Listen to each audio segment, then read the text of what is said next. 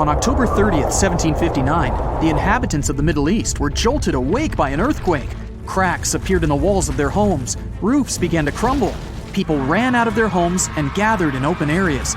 But because of strong shocks, they kept losing their footing and falling. A month later, there was another earthquake, but it turned out to be even stronger. Trees broke, houses collapsed, deep cracks appeared in the ground. The disaster lasted for 2 minutes. Oases, roads, and cities were destroyed. Incredibly, Baalbek's ancient buildings withstood earthquakes. Some historians state that this majestic and mysterious place was built during the Roman Empire, but many researchers disagree. Whatever the truth is, the city is one of the main archaeological phenomena of humankind. The most amazing building of Baalbek is the Temple of Jupiter. The inhabitants of the Roman Empire believed that Jupiter held power over lightning and thunder. The building looked like a platform with 54 columns.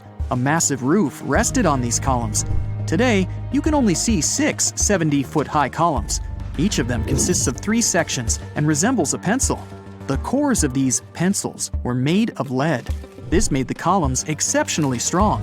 Each of these pieces of stone weighed an incredible 80 tons. That's the weight of 35 Ford Explorer SUVs. Look, this is the largest block in the Great Pyramid of Giza.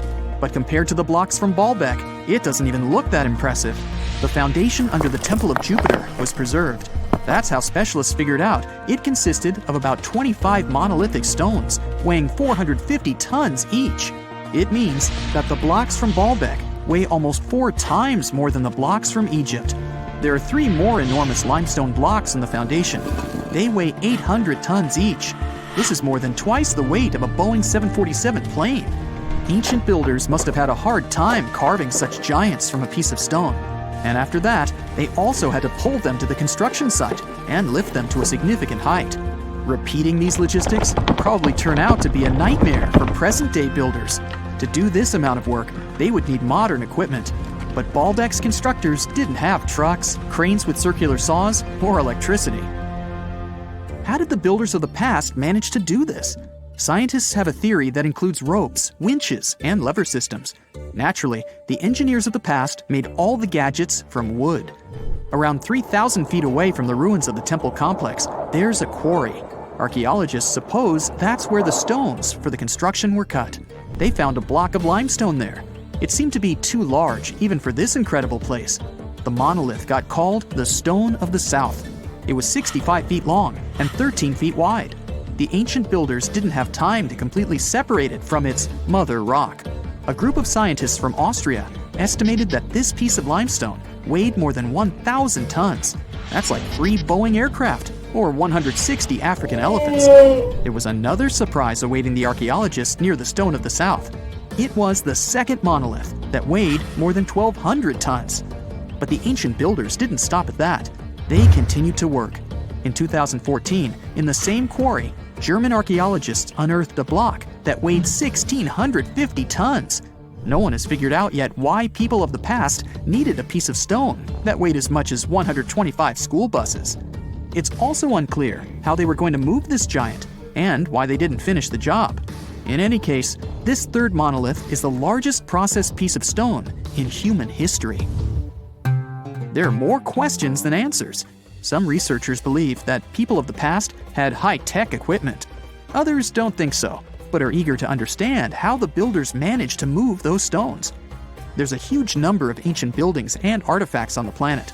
Lots of them make researchers scratch their heads. Near the Pyramid of Djoser in Egypt, archaeologists have found a network of tunnels. This place is called Serapeum. It contains 24 sarcophagi weighing from 70 to 100 tons. The giant boxes are carved from a single piece of granite and covered with heavy lids. The sarcophagi are perfectly symmetrical. To the touch, their walls are as smooth as glass. Even with the current level of technology, this is very difficult to do. But the ancient Egyptians managed this feat. The Lycurgus cup is a priceless artifact and example of ancient nanotechnology. It's made of glass that can change its color. If you put a source of light in front of the cup, it turns green. If the light is behind the goblet, it becomes deep red. In this case, the figure of Greek king Lycurgus turns pale purple. Scientists understood how this color change worked only at the end of the 20th century. Through microscopes, they saw nanoparticles of silver, gold, and copper. They had been added to the glass matrix. Thanks to this, you can observe a color change called dichroism. Interestingly, the gold and silver were grounded into a fine dust. It's almost impossible to do this by accident. Most likely, the ancient experts knew for sure what they were doing. Bolivia has a curious place called Puma Punku. It looks as if an ancient giant played there with an enormous construction set. And after the game, they forgot to put the pieces back into the box. But there are no giants, and the huge stone blocks were carved by ancient builders over 1,500 years ago. Some of the rocks weigh 100 tons. The blocks were brought to an altitude of almost 13,000 feet above sea level from the quarry 60 miles away from the construction site. There's no forest in that area. This means the builders couldn't use trees to make wooden rollers. The monument belongs to the Inca civilization. Scientists are sure they didn't know anything about wheels. In 1992, the inhabitants of a Chinese village decided to drain a pond. Their ancestors had been using it to wash clothes and catch fish for hundreds of years. They kept pumping the water out for 17 days. At the bottom of the reservoir, they made an unexpected discovery. The villagers saw an entrance to a cave going down to a depth of 100 feet. The incredible find was named the Longyu Caves. Unknown builders carved out 320,000 square feet of galleries. There are separate rooms, bridges, pools, and columns that support the ceiling. The walls of the cave are covered with strange carved lines and patterns. Scientists haven't found any information about who built the caves and why they did it. The construction technology also remains a mystery.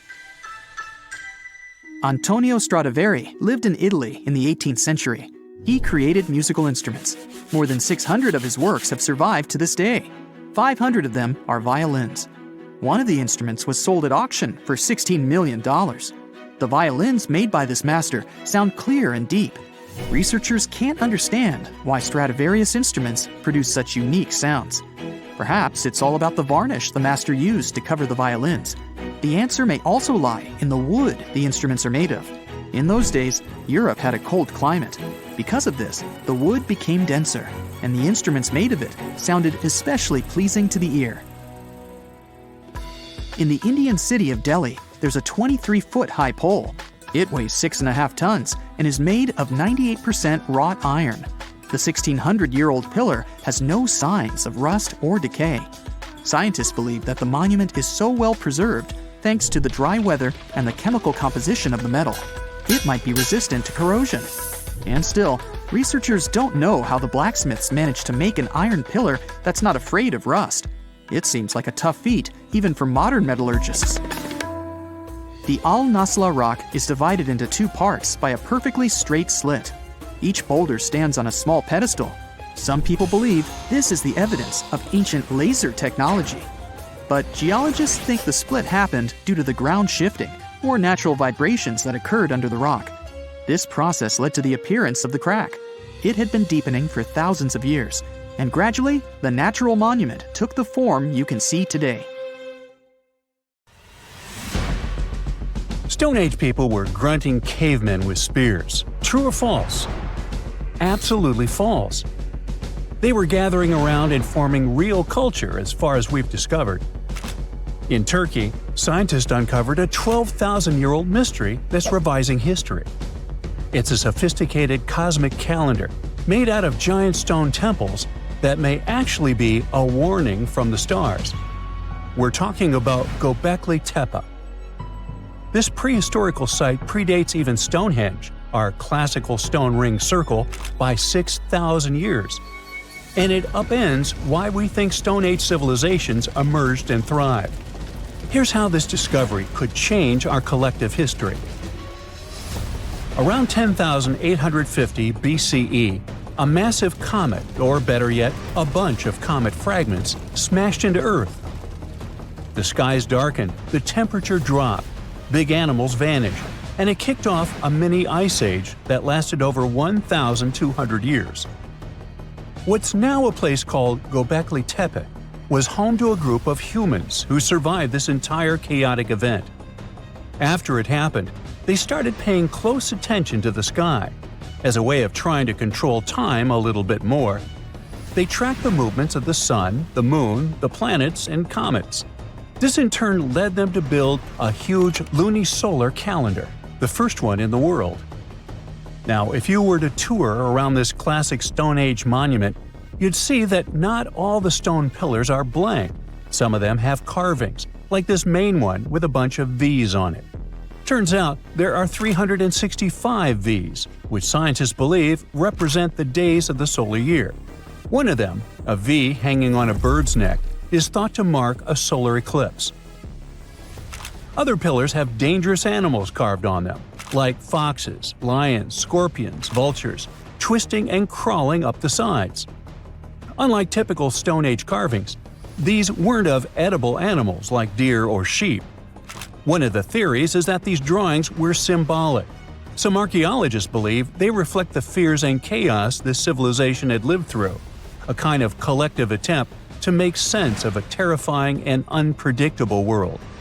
Archaeologist Danielle Stordour has highlighted the images of vultures, saying they represent the people who passed away. In some ancient cultures, vultures were believed to carry the souls of the deceased into another realm. She's seen similar symbols in ancient sites nearby. To understand why this all makes sense, we need to dig deeper into the real purpose of this site. Göbekli Tepe was discovered in 1994 by German archaeologist Klaus Schmidt, who realized that the hill in southeastern Turkey wasn't just another Neolithic mound. Underneath it, his team uncovered massive stone circles supported by pillars weighing up to 20 tons. Radiocarbon dating puts the site at around 12,000 years old, making it the oldest known ceremonial structure ever built. I mean, it predates the Egyptian pyramids by over 7,000 years. This discovery shocked the archaeological world. At the end of the Ice Age, humans were supposed to be nomadic, surviving off wild plants and animals, not building sacred complexes with symbolic art, and giving birth to what we now classify as civilization. We usually think civilization starts with farming, then villages, then crops. But this site suggests something more surprising. Early humans may have come together not to grow food, but to worship. Schmidt found no signs of homes, hearths, or permanent settlement, just stuff used for rituals and gatherings. This has led researchers to believe that spirituality and communal rituals came first and that farming followed. Because to build something this massive, you'd need hundreds of people working together, which in turn would have sparked the need for food, organization, and social structure. In other words, the temple came first, then the village, then the farm. Now, Göbekli Tepe isn't just stirring debate because it's old. It's because it seems too advanced for its time, and that's where the more controversial theories start to emerge. Some researchers believe the builders of Göbekli Tepe weren't simply primitive hunter-gatherers experimenting with stone tools. They may have been the inheritors of ancient knowledge, remnants of a much older civilization that existed before the end of the last ice age. This idea ties into the Younger Dryas impact hypothesis, a theory that a comet struck Earth around 10,850 years ago, triggering a sudden and catastrophic climate shift. According to this view, the survivors of that event passed down their knowledge through symbolism, architecture, and oral tradition. And Göbekli Tepe could be one of the earliest attempts to preserve that memory. Now, if that's true, then the carvings at this site, especially the animal symbols on the pillars, aren't just decorative. They could be astronomical codes, tracking constellations and celestial events. But one pillar might hold the biggest secret of all. It's called the Vulture Stone, and it's freaking archaeologists out. On it, you'll find a strange combination of figures: a headless man, birds, and a scorpion. To the untrained eye, it might seem random, but some researchers believe these are ancient representations of constellations, like Scorpius among them, and that the headless man symbolizes a mass extinction event. Some even argue that this is the oldest known record of a comet impact, the one that triggered the Younger Dryas. And if you're wondering who this older lost civilization might have been, they are called Atlantis, or more neutrally, Civilization X. Theorists like Graham Hancock suggest that this advanced culture, destroyed in the chaos of the comet impact, passed fragments of its knowledge to survivors around the globe. In that case, Göbekli Tepe wasn't the start of civilization, it was the restart. Now, back to the stones.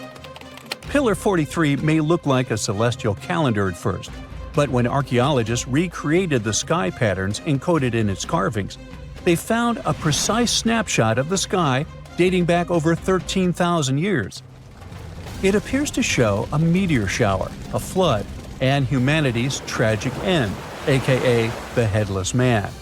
A snake rising from the ground might even symbolize tidal waves or destruction coming from below. But the story doesn't end there. Pillar seems to expand on the same disaster, the one they called the Terror of the Sky.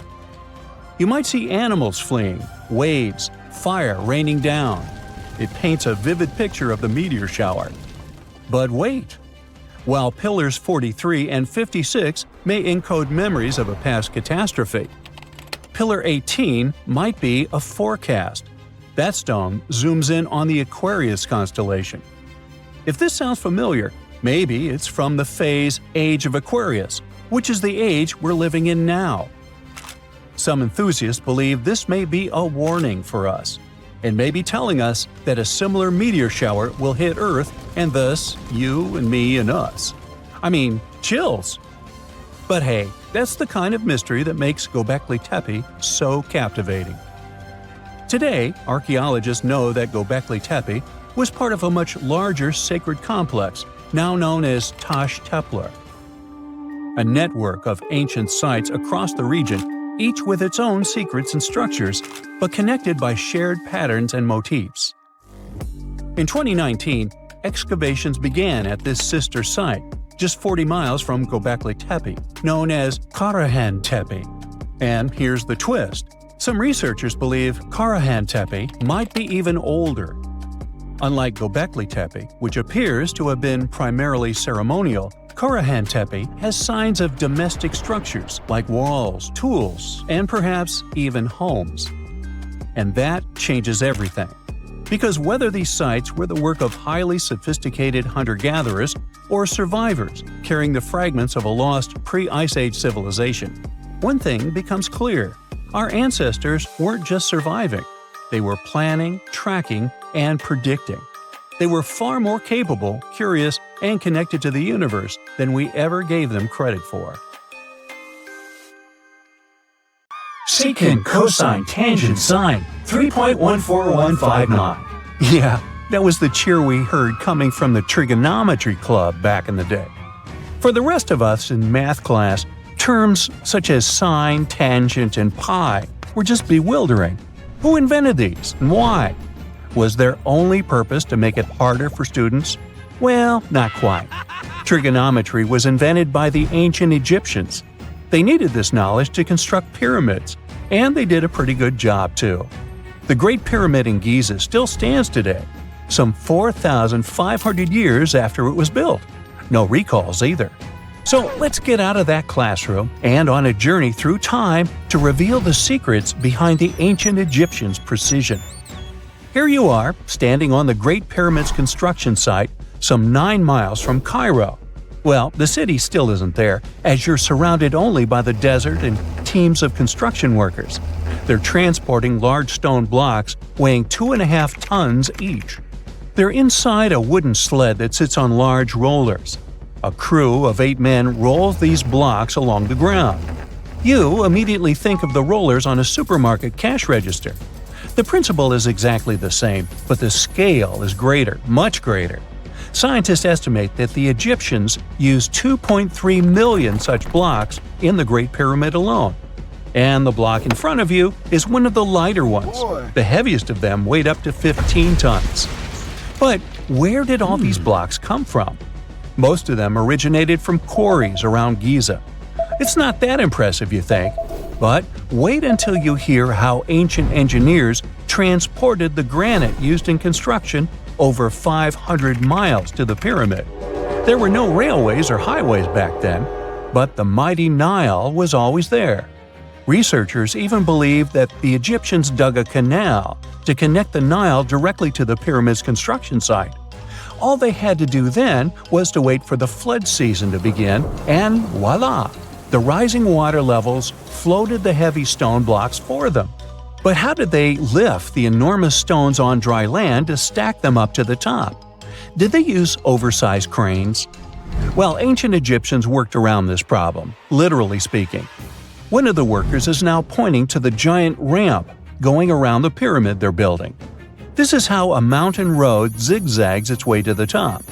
If the ramp went directly to the top of the pyramid, then workers couldn't pull the stone blocks along it. It would be too steep. Scientists have calculated that 8% could be the maximum incline. So ancient Egyptians just extended the ramp around the pyramid. Again, these are all theories, as the ramp could have been inside the pyramid, as some researchers suggest. The exact building method is still a mystery, guarded by the Sphinx. That's its real name, right? Wrong. As the Great Sphinx is just the statue's alias. You know, the name writers take when they want to hide their true identity, or a singer's stage name. The Sphinx's real name, translated from Egyptian, means Horus in the horizon. That was the name for the Egyptian deity of the sky. The trail of mystery doesn't end there. As a man walks past you with a bucket of paint, he's going to add a touch of color to the Great Sphinx. Researchers found specks of this red color next to its ear. That was some strong paint, as it survived for thousands of years. You are now standing straight in front of the Sphinx. You look up. It's very tall, right? 66 feet to be precise. Now resist the urge to take a selfie. You can do it. Now you notice something else. It looks like the Sphinx is in the center of a giant triangle in the back. That's one side of the Great Pyramid. And no, your eyes are not playing tricks on you. The Sphinx really does sit in the center of the pyramid's lateral face. Here's where math comes in handy. A pyramid has 4 sides, called lateral faces. There's also a 5th face, the base, but that's not visible. It's, wait for it, face down. The Sphinx has one last mystery to reveal: its age. Scientists agree that Pharaoh Khafre built the Sphinx. He ruled after his father, who had built a great pyramid nearby. So both structures were finished around the same time. Let's talk about numbers again. You've heard of Cleopatra, the Egyptian princess described as a woman of great beauty. Hello? She saw the pyramids, but she lived closer to the time of the first iPhone than the time of the people who built the pyramids. Fascinating, right? You can see thousands of people around you. They're working hard to build the pharaoh's tomb. But how many of them are there exactly? One Greek philosopher estimated there were as many as 100,000 workers. Seems like an okay number for such an enormous structure, but it can't be true. Science simply can't back up this number. Egyptologists put the total number of workers at 30,000. And yes, Indiana Jones was one of them, at least on the big screen, but he showed up late. Egyptologists know a lot about the pyramids, but not everything. Not because they don't want to, but because they haven't yet dug up enough evidence. They can only guess how the building process went. First, engineers would arrive to choose the right spot and do the necessary measurements. That's why they needed all that complicated math. Then, it's time for sourcing the material, the large stone blocks I mentioned earlier. When boats deliver them to the site of the future pyramid, workers can finally do their thing. They operated in smaller groups, but there were at least 2,000 of them chiseling and carving away at any given time. Sounds like a typical construction site today? Well, that's because it is, just thousands of years ago. It's amazing what ancient Egyptians were able to achieve with just copper and stone tools. The pyramid is now complete in front of you. But is it the same pyramid we see today? Why is this structure shining bright in the desert sun? Isn't it supposed to be a dusty yellow color? Well, no. Human activity and the elements have completely stripped the outer layer of stones over time. Expert craftspeople polish these blocks using nothing but stone and sand. The end result was a smooth and shiny rock. On the day it was completed, the Great Pyramid of Giza was a perfect triangle of light. Its polished sides acted like giant mirrors, reflecting the powerful Egyptian sun. This is the point where you should put your glasses on, and that shiny thing you see at the pyramid's very top is actually gold. The capstone at the top of the pyramid is called a pyramidion. It was covered in sheets of gold. As you can guess, these were the first stones to disappear. Let's make another stop before we get you back to your classroom. We travel to the British Isles, and no, Stonehenge isn't our destination. It is Newgrange in County Meath. Scientists estimate that the ancient peoples of Ireland built this stone monument around the year 3200 BCE. This makes it older than both Stonehenge and the Great Pyramid in Giza. The function of the circular mound in Newgrange is the same as the one of the Great Pyramid and equally mysterious. The estimated amount of loose stone present in the valley is over 220,000 tons. And it's not just randomly thrown on a pile. The order in which the stones are set makes the structure water-resistant. That would explain how Newgrange had survived for so long. Kinda makes you want to splash out the cash for that waterproof phone case, huh? Well, you're back in your school desk, but today's math lecture is the last thing on your mind. You're thinking about how great the Egyptian pyramids are, and if we have something similar today. It turns out modern engineers are just as impressed with the Great Pyramid as you are. There's a glass pyramid sitting in the main courtyard of the famous Louvre Museum in Paris. The panorama of San Francisco wouldn't be complete without the 48-story Transamerica Pyramid. But Las Vegas went the furthest. There we find the Luxor Hotel. It's so big that it's the third largest pyramid on the planet. And guess what's in front of it? Yup, a replica of the Sphinx. It's 110 feet tall, 2 stories higher than the one in Giza. Yeah, everything's bigger in Vegas. When you think of an epic desert scene with blazing sun, endless dunes, and those magical little oases, you probably picture the legendary Sahara, right? But what if I tell you that 11,000 years ago, this vast expanse of hot sand looked totally different than it does today? Yeah, I don't know, I wasn't around then. But I'm told that back then, what we now call a desert was a lush paradise, brimming with lakes, rivers, grassy plains, and even woodsy forests. So, where did all this water go? There are many stories about the distant past of our planet when deserts were covered with jungles and forests, and then something happened, like changing climates or colossal earthquakes, and it all turned green lands into dunes. But how about a theory that Sahara became a desert because of humans and goats? The Sahara has seen its fair share of wet and dry drama throughout the ages, mostly thanks to little shifts in Earth's orbital tilt, causing variations in how much solar radiation hits the atmosphere. There were even times called the African humid periods, when the rain would pour in and transform the dry landscape into a bright green haven. But between 8,000 and 4,500 years ago, something really funky happened to this region. Certain areas went from humid to dry, way too fast to explain it by just orbital changes. In the blink of an eye, the lush Sahara turned into the Sahara we know today. Now, if you ask scientists why it happened, they will tell you, oh, it's just poor parameterization of the data. Bet you didn't get it, did you? What? Well, right, let me translate it from scientific to common human. It means they really don't know the answer themselves, and they got a bunch of missing puzzle pieces. But as scientists sifted through ancient dirt and pollen samples, they spotted a quirky trend. Wherever there were pastoralists, also known as humans with their domesticated animals, the plant life seemed to shift. It was as if every time humans and their furry friends meandered through the greenery, they turned it into scrub and desert right behind them. Oops. Yep, chances are that by overgrazing, humans were sapping moisture out of the atmosphere, since plants give off moisture, which helps make clouds and making things even sunnier, leading to a quicker end of the humid vibes. Plus, our ancestors may have been getting a little too cozy with fire for land management, further speeding up the desert takeover. Anyway, scientists are sure that this lush Sahara would have turned back into desert eventually, even if humans hadn't shown up, thanks to Earth's natural rhythms. So there's no need to pin this abrupt change solely on humans. It could simply be about nature getting feedback from vegetation and dust cycles. It's difficult to determine what caused these changes, as it's all interconnected. During the last humid period, the Sahara was filled with hunter-gatherers. As things got a little drier, they started herding animals for food. The weather pushed people to herd cattle. It's also possible that grazing sped up the landscape degradation. So, which came first, the chicken or the egg? Or in this case, the human or the cow?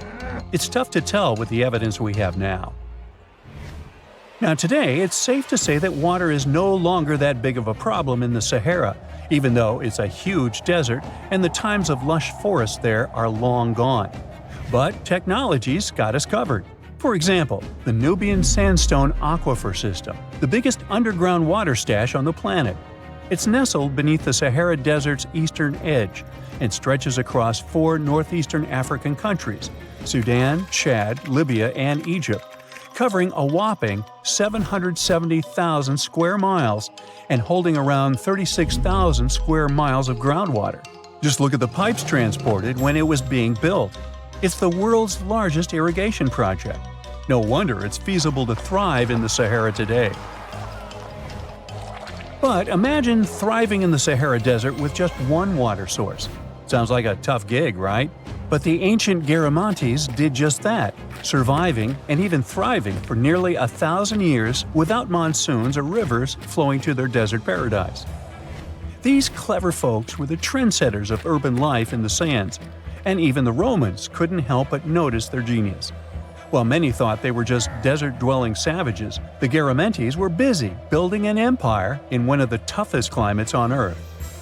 But how did they do that? Well, they got crafty and dug a whole bunch of underground tunnels to tap into a massive sandstone aquifer. They were literally squeezing every drop of life from under the dunes. But recently, research showed that the Garamantes weren't just hardworking, they were pretty lucky too. The Garamantes had an underground aquifer that brought water up to a hill where they built over 500 fogaras, which are irrigation systems, some stretching as long as 2.5 miles.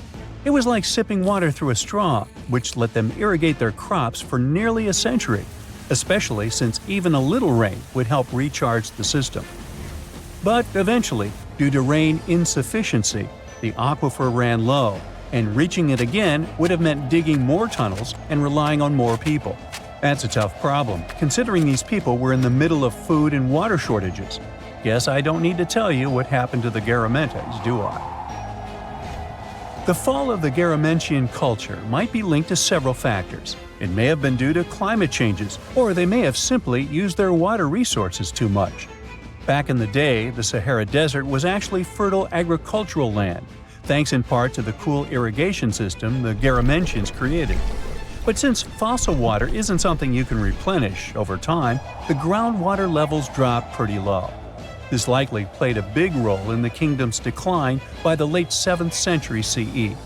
That sounds like someone who hit a lottery jackpot, used up all the money, and went back to their original not-so-cool job once the bank account got fully drained. Oh, by the way, even if the Garamantes left some secret wisdom messages for us, the chances are we'll never get what they wanted to tell us.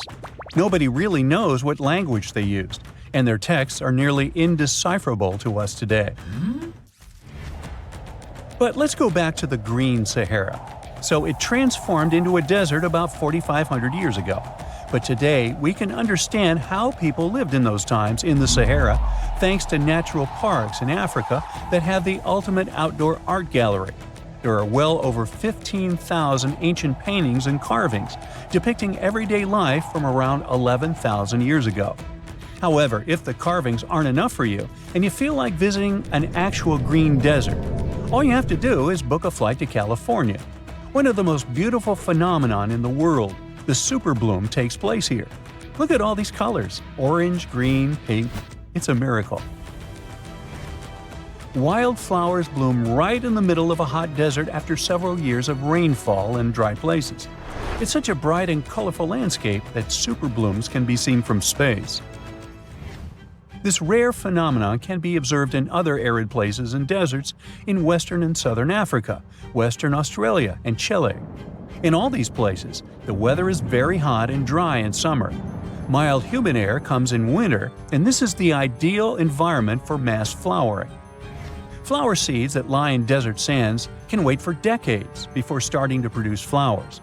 When the hot sun destroys all the weeds and grass, and the rainfall becomes enough to moisten the soil, the seeds are kind of like, well, okay, now it's our turn to play a big game. And then hundreds of thousands of tourists come to take photos and post these beautiful pictures on social media. And this, unfortunately, is one of the main dangers for flowers. Therefore, if you find yourself in a place like this, don't pick the flowers and don't trample on them. Stay on the path, don't litter. Take only pictures and leave only footprints. You get it? Good. A gruesome discovery took place in Egypt some years ago. You want to hear about it? 16 human hands, carefully buried in 4 eerie pits. They didn't look too much like human hands at first, since they were abnormally large, but they were. Weirdly, there were only right hands, no left hands were in sight. It turned out that it points to the practice of an ancient dark ritual. Old Egyptian art and tales talked of a ceremony where warriors would present the right hand of their adversaries as proof of victory and ask for gold in return. Egyptians believed in the afterlife, so cutting off someone's hand meant you cut off their power eternally. Guaranteeing this type of defeat was interesting to the winning party. Here, the fight was between Egyptians versus Hyksos, who lived in what was once known as Canaan. Egypt has always been the center of some history-changing findings, and some time ago, this papyrus was found. If we stretched it open, it would be just a tad bigger than the height of a skyscraper. The world's tiniest skyscraper, which is located in Wichita Falls, Texas. When humans didn't write on their notes app, they wrote on this thing, made from the medulla of a papyrus plant. Around 2,000 years ago, ancient Egyptians wrote something reminiscent of a book where they describe most of their funerary traditions and their visions of the afterlife. It's considered one of the most important texts from ancient Egypt and is still sold in bookstores to this day. This ancient manuscript was unearthed from a chamber located just south of the Pyramid of Djoser, located in Saqqara. Oh yes, Djoser is the oldest pyramid in Egypt and not the Giza pyramids like most people think. So recently, the site of Saqqara buzzed with excited archaeologists who probably found one of Egypt's oldest complete mummies. They believe that this beautiful and well-preserved mummy was that of a wealthy man. He was discovered in a deep shaft, covered in layers of gold leaves. There are many symbols that show he was an important and wealthy man, like the band he wore on his head, the bracelet on his chest, and the fact that he was embalmed with a tunic, which was reserved for Egypt's finest. The most exciting part of the entire discovery was finding the resting place sealed with mortar, just as the ancient Egyptians had left it 4,300 years ago. Now this may sound weird, but back in 2008, archaeologists discovered a missing pyramid. Now it went missing because it deteriorated over the span of 4,000 years. Today, you can only see its base. It was a pretty important site back in ancient times. It is said that around the area of the pyramid, the ancients hosted a special type of ceremony where high priests would carry mummified remains of sacred bulls. Now, here's a fun fact. Ancient Egyptians believed that Apis bulls were earthly incarnations of the city deity of Memphis and was connected to rites of fertility. It wasn't just any Apis bull, though. They needed to be all black with a single white mark between its horns and a bunch of very specific characteristics. They were selected by the local priests and honored until they passed away. After that, they were mummified and buried in underground galleries. Meanwhile, this missing pyramid sort of disappeared around the 1800s. It was a German archaeologist who first found it in the village of Saqqara. He called it the Headless Pyramid when he first found it. But then, years after the official discovery, the desert sand came along and covered the whole thing. There were some excavations between the 19th and 20th centuries, but they weren't too systematic. That's why scientists were so thrilled when they dug an entire pyramid's base after removing the 25-foot mound of sand that was covering it. Oh, and it turns out American archaeologists are excavating a cemetery in Egypt that could contain over 1 million mummified bodies. So far, archaeologists have dug around 1,700 mummies. One of the main differences from other classic Egyptian mummies is that these people weren't kings and pharaohs. They were commoners that most likely lived about 1,500 years ago, when Egypt was controlled by the Roman and Byzantine empires. The name of the cemetery is cool, though, the Way of the Water Buffalo, just in case you want to check it out on your next trip. Other than bulls and buffaloes, ancient Egyptians also liked baboons. Are you seeing a pattern here? In the beginning of the 20th century, archaeologists discovered a site filled with mummified baboons in a place called, guess what? The Valley of Monkeys. An animal wouldn't have been mummified if it wasn't considered important. Certain animals were more important than others, since they were linked to specific deities.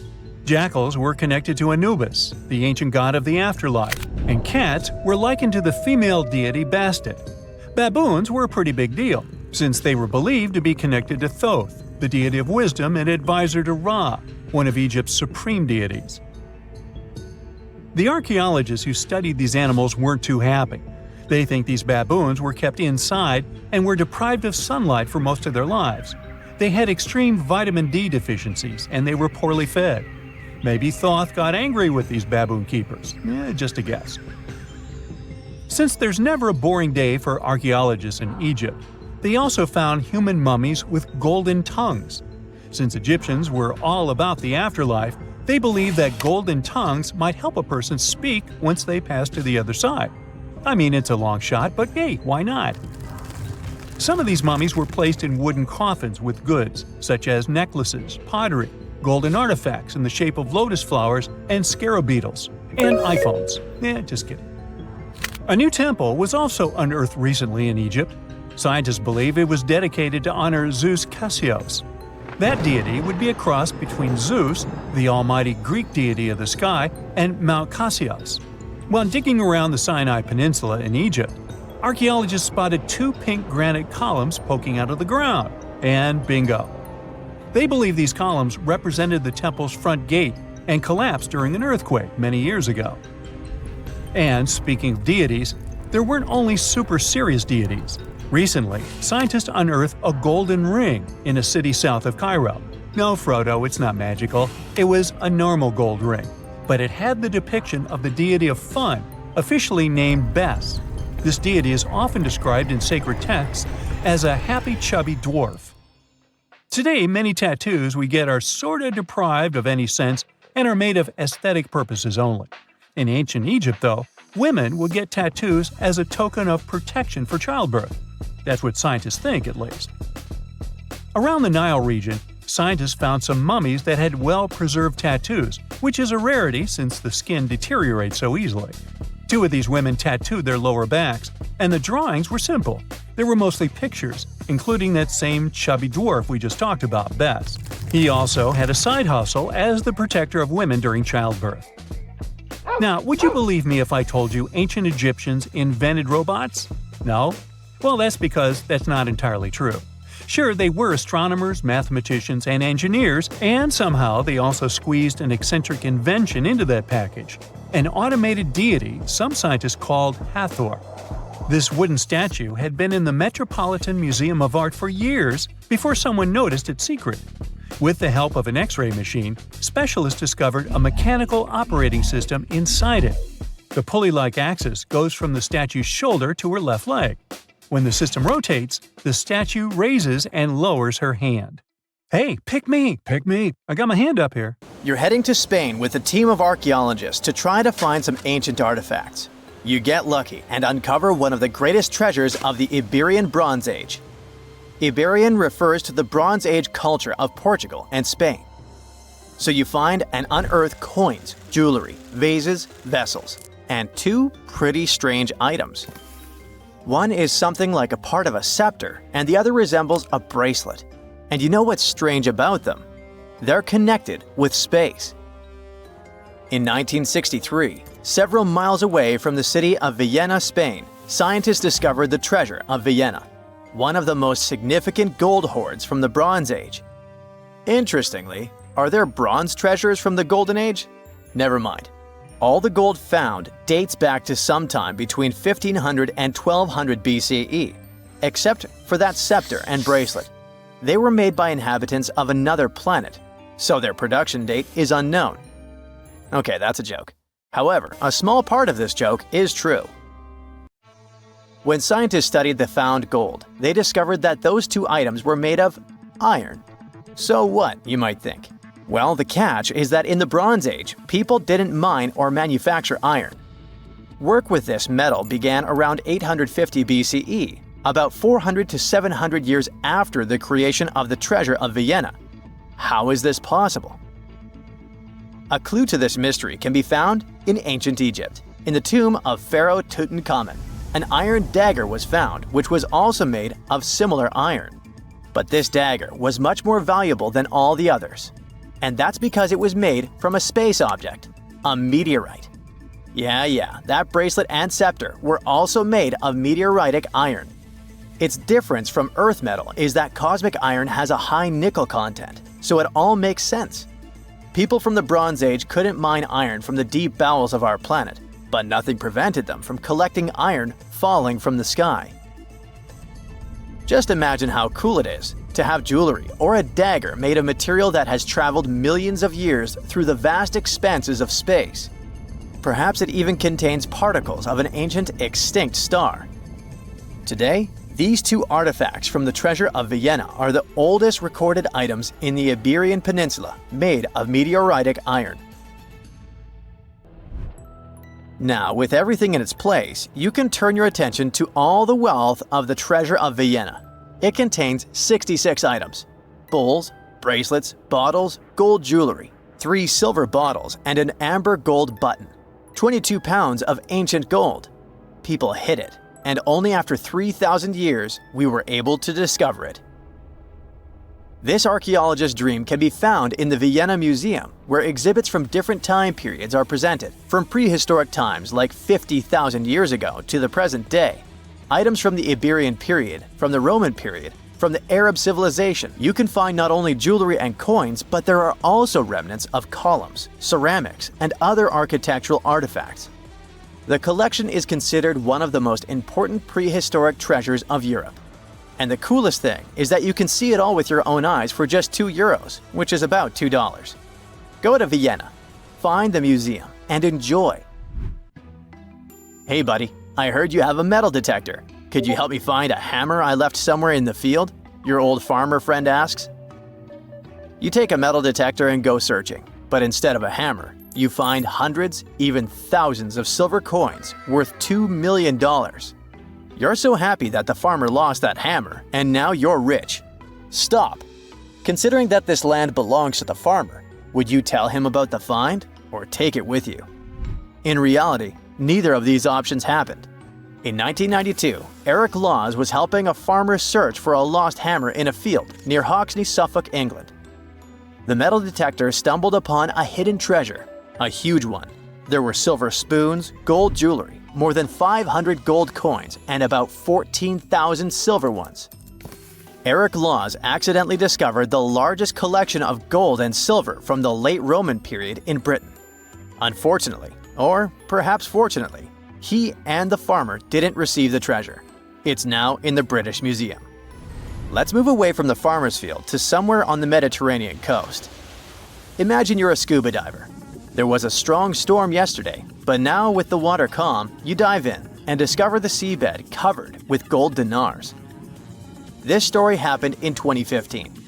The coins which the storm brought to the shore might have been minted even before the First Crusade that started in 1096. This collection is one of the most impressive archaeological finds in the world. All these treasures surely can make the heads of those who find them spin, but they end up in a museum. And that's a good thing, because such wealth can drive a person crazy. A metal detector and a diving suit helped people discover ancient treasures. What's next? How about a dog? Yes, it could be perhaps a great replacement for a metal detector, by the way. So in 2013, 2 people were walking their dog in Northern California on their property.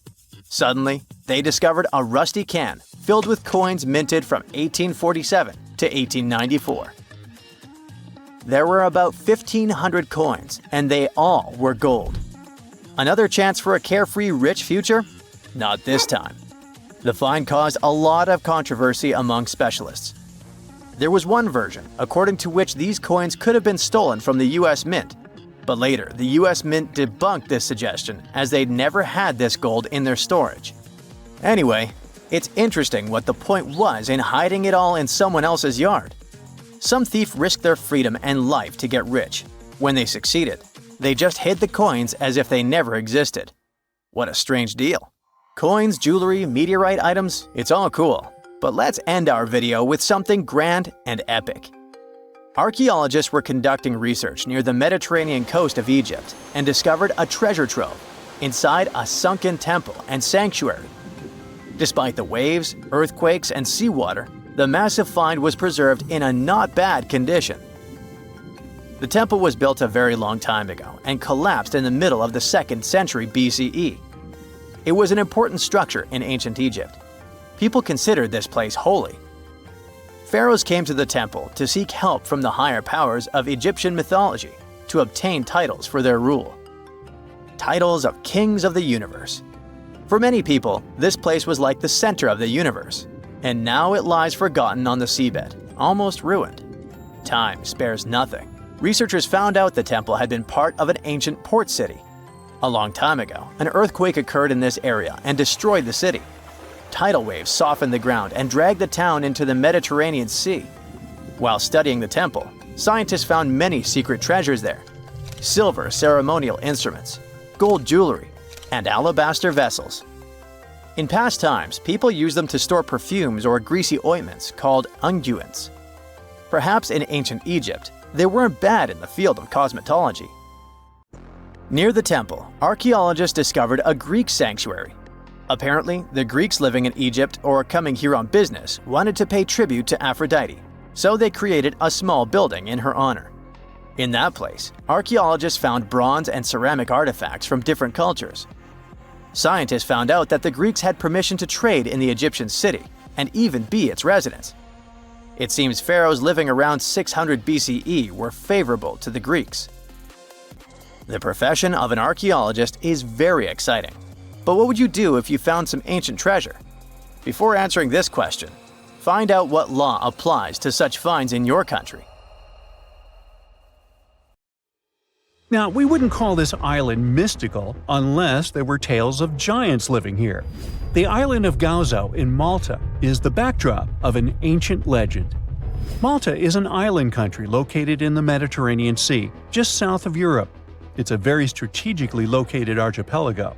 Throughout history, it was ruled by many different societies, such as the Phoenicians, Greeks, Romans, and Carthaginians. One cold night, thousands of years ago, a farmer noticed the sky turn orange, then red, when he heard a loud thump. Although the ground seemed to be moving, this wasn't an earthquake. When he looked toward the woods, he saw a giant silhouette, taller than the trees. As he fearfully approached, he realized it was a woman. A giant woman. She introduced herself as Sansuna. Unlike the terrible giants of many tales, Sansuna didn't want to exterminate the human race. She was loving and caring. She told the farmer that she and her people could help protect their land from invaders. The locals were pretty interested in this offer. Since Malta is located in an important commercial route, it was constantly being invaded. The story says that Sansuna settled in Malta, and sooner rather than later, she was moving things around. And when I say things, I mean monoliths. Sansuna carried huge stones on her shoulder to build a magnificent temple called Gigantia, which means place of giants. She even did this while holding her half-giant, half-human kid on the other shoulder. Some say Sansuna lived exclusively on beans and honey, although others replace honey with water. The funniest bit here is that Malta is the 10th smallest country in the world, but it somehow managed to host giants. Hey, go figure. The temple looked like a giant game of Tetris, with some stones weighing as much as 20 elephants. Some of these monolithic rocks are so heavy, Scholars guess it would take 50 men working together to lift just one stone. Now, as much as this is entertaining, humans never proved giants were real, so this story couldn't be true. There's a brief mention of a species of giants called the Nephilim in some ancient texts. The Nephilims would have been terrible giants that wreaked havoc on the earth and only survived until the Great Flood. But nobody ever found real proof of this species really existing on Earth, until this came along. The world of Maltese archaeology unearthed quite a few shocking things in the past years. One of them are known as the hypogeum skulls. Hypogeum is the Greek word for underground, and this incredible site was discovered in the first decade of the 20th century. Back then, Malta's National Museum director received an important phone call. Someone had accidentally dug some impressive bones and asked him to come check it out. The hypogeum looked like an underground city, filled with mazes and rooms that stretched along multiple floors. They were all made with similar limestones as the Maltese temples above ground. The hypogeum was filled with important relics and artifacts. Scientists quickly understood that the hypogeum was built as a type of final resting place for locals. So, along with skulls, they found a lot of bones and skeletons. One of these artifacts were skulls, but these weren't regular human skulls. Rather, they were of the elongated type. To make matters worse, these skulls were hidden from the public for years. People started to talk and created a bunch of theories behind it. The truth is that this discovery was a turning point for Maltese archaeology, although scientists didn't know what to do with it. Some wondered if these skulls were natural or manipulated, since they knew some cultures in the world used head binds to alter their skulls. Other scientists threw in the hypothesis of little gray people or even the legendary giants. Some say that the elongated skulls could have been sculptures that worshipped otherworldly deities.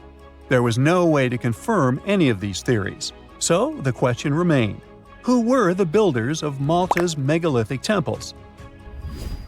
Now let's take a look at what scientists know. The Maltese megalithic temples have been standing strong since 3500 BCE, which is even older than the pyramids of Egypt. The main dilemma here is that these temples were built even before we invented writing, yet they required advanced technological skills to exist. The Gigantea Temple seems too absurd to have been built by humans. The South Temple has a corridor with 4 oval rooms on the sides, looking like a big shamrock leaf. In one of these rooms, scientists found altars decorated with spiral patterns. It looked like an altar of some sort, indicating early Maltese people used them for ritualistic purposes. The North Temple is similar but smaller, with a very low entrance that makes people crouch down to get inside. You get it? You need to bow down to their deities in order to get into this sacred place. I mean, one can't help but wonder about the secret reasons these ancient builders had to build such a huge temple. I'm thinking they probably cast one of Daenerys' dragons to move the monoliths around. Yeah, I'm joking here. But hey, remember the entrance to King's Landing? Yup, the series used the Medina Gates in Malta as the exterior of King's Landing during Episode 3 of Season 1. Anyways, back to the giants. The ritualistic theory of the whole thing won a few points when archaeologists uncovered these mysterious figures. They're popularly known as fat ladies. These tiny statues have round bodies and faces that show how much they enjoyed life. They kind of look like a miniature Sunsana, the giantess we talked about. Scientists believe these were statues that celebrated well-being and prosperity. It does prove that the people of the time had advanced craftsmanship skills, and they were pretty intentional with their constructions and art manifestations. One of these statues is known as the Sleeping Lady. This Neolithic piece of art depicts the figure of a large woman lying on her side sleeping. After studying it deeper, scientists guessed this statue was meant to represent the Great Reaper. It was found in the hypogeum, which we now know was a huge resting place. This specific statue is different from all the other fat ladies, starting with the hair and the embroidered skirt. Then there's this statue. This is supposed to represent an 8-foot-tall woman and the rim of her skirt.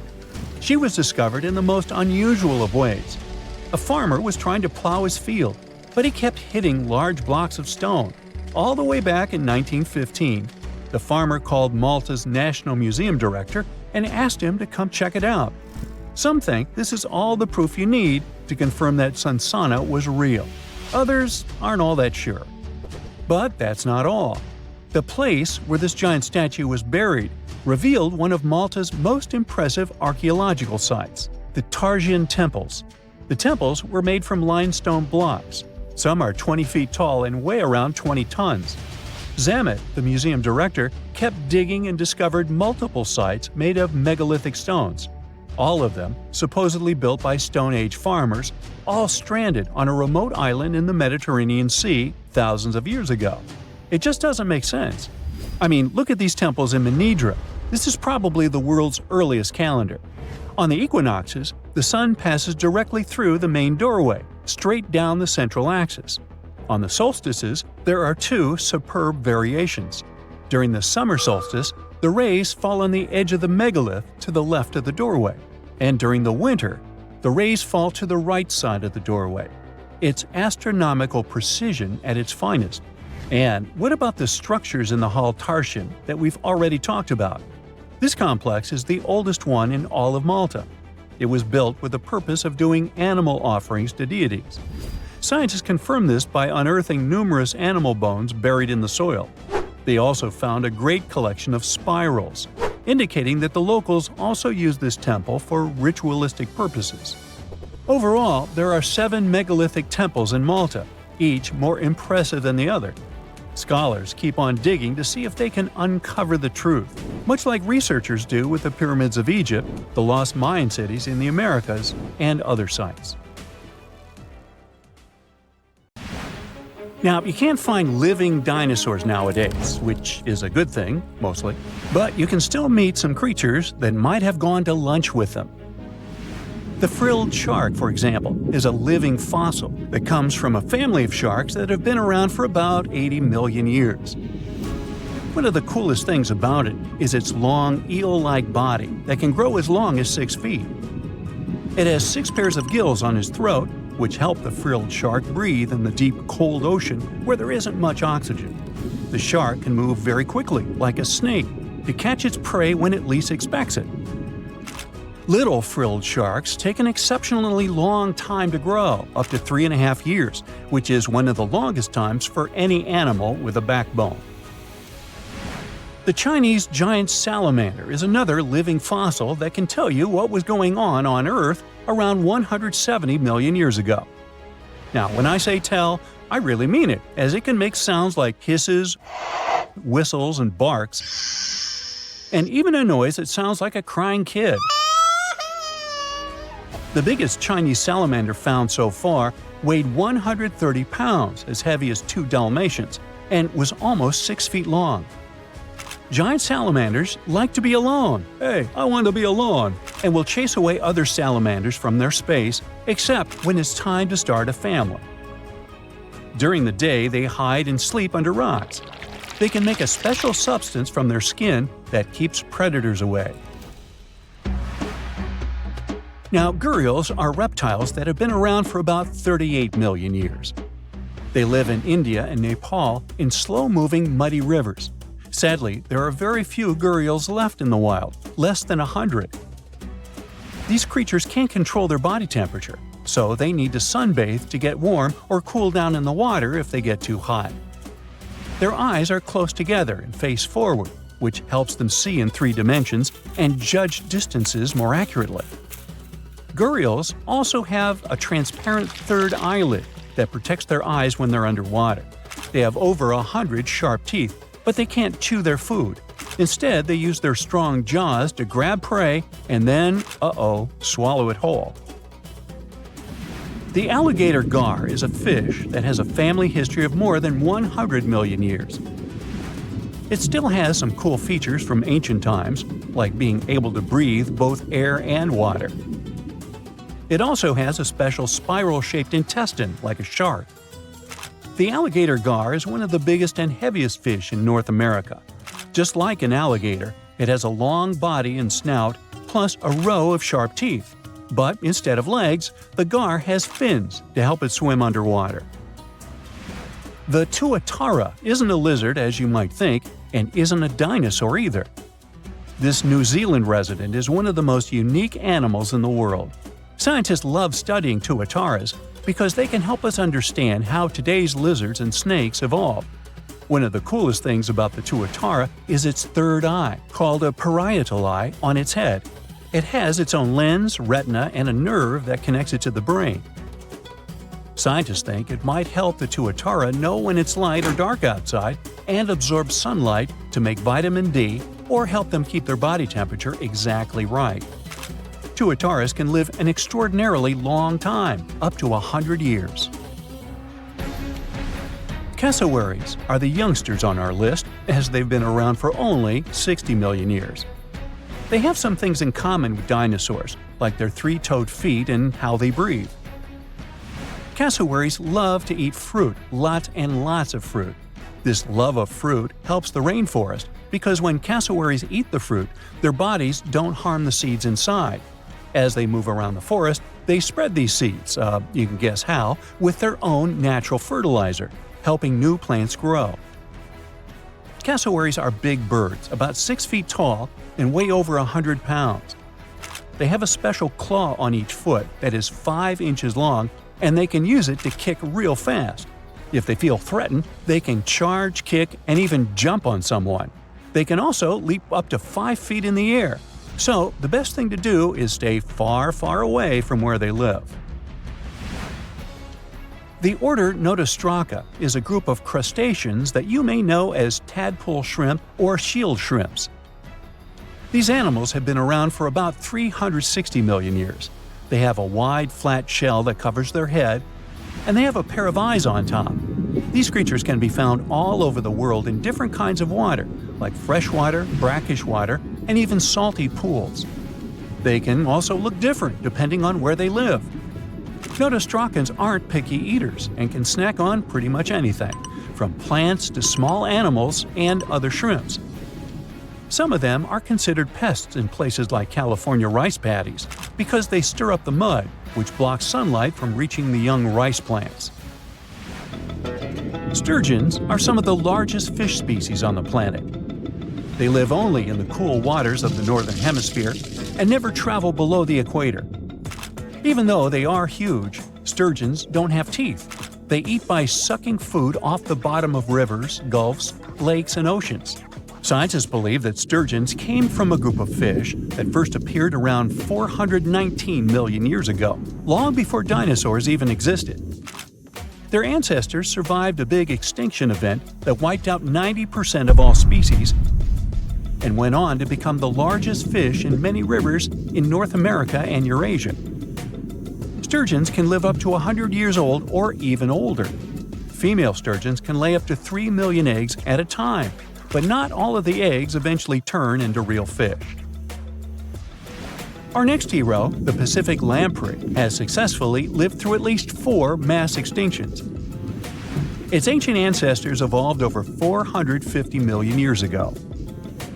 These creatures have cartilage instead of bones and a third eye, which is a special light-sensing organ on top of their heads. Instead of a regular jaw, they have a mouth surrounded by teeth. They latch onto prey and sup up body fluids like real underwater vampires. And although he wasn't living underwater, the story goes that King Henry I of England might have lost his life because of a lamprey. The English monarch loved this fish so much that he defied doctors' orders to stop eating its flesh. He got sick every time he'd have it, but the lack of bones and the unusual taste made the royal fall in love with it. As a result, he got some scary symptoms from eating lamprey and eventually passed away. Can you say clueless? The elephant fish, also called the Australian ghost shark, has been on Earth for around 400 million years. Even though they're related to sharks, they aren't actually sharks. Instead of bones, their bodies are made entirely of cartilage. These fish have a special shiny tissue in their eyes that can make their eyes look like they change color from yellow to green. Elephant fish can be pretty tough and will fight back if they feel threatened. They like to be alone and usually don't hang out with other fish. Horseshoe crabs also deserve the title of survival champs as they've been around even before dinosaurs, since 450 million years ago. 4 species are still roaming the ocean from Maine all the way to Mexico. Horseshoe crabs are more like spiders than ticks than they are like real crabs. They have 9 eyes, plus extra light sensors near their tails so they can see really well. They breathe underwater using flap-like gills near their belly, and sometimes they use these gills to swim upside down. Every spring, when the tide is high, these creatures come up to the beach at night to mate and lay their eggs, and you can see hundreds of thousands of them. There once was a kingdom where the ancient Egyptians traveled to buy gifts for pharaohs, sort of like an ancient shopping mall. This kingdom, named the Land of Punt, was rich in luxury goods, including gold, aromatic resins, blackwood, ebony, ivory, and exotic animals like leopards and baboons. All of these sound like great gift ideas to me. The Land of Punt was an especially important trading partner for Egypt for over 1,000 years. But if you plan to go there, the bad news is that it hasn't survived to these days, and nobody knows for sure exactly where Punt was located. We only know about it from records. The most famous of them were left on the walls of the temple of Queen Hatshepsut, who had sent an expedition to Punt. Scientists have been trying to find the exact location of this rich land for over 150 years. It could have been southeast of Egypt, in a coastal region south of it along the Red Sea, Gulf of Aden, and the Indian Ocean, or it could have covered the Horn of Africa and the area across the sea in southern Arabia. Now researchers were finally able to narrow down the possible locations thanks to a study of baboon mummies. Ancient Egyptians admired baboons and even thought they were related to the deity of the moon and wisdom. One species, the sacred baboon, was often shown in wall paintings, sitting with its tail curled to the right, and was mummified in this position. Another type, the olive baboon, was wrapped up in one giant cocoon. Both types were found in the tombs of the Valley of the Kings. But if you remember geography lessons, baboons just don't wander around Egypt, so they must have been brought there through trade with other regions.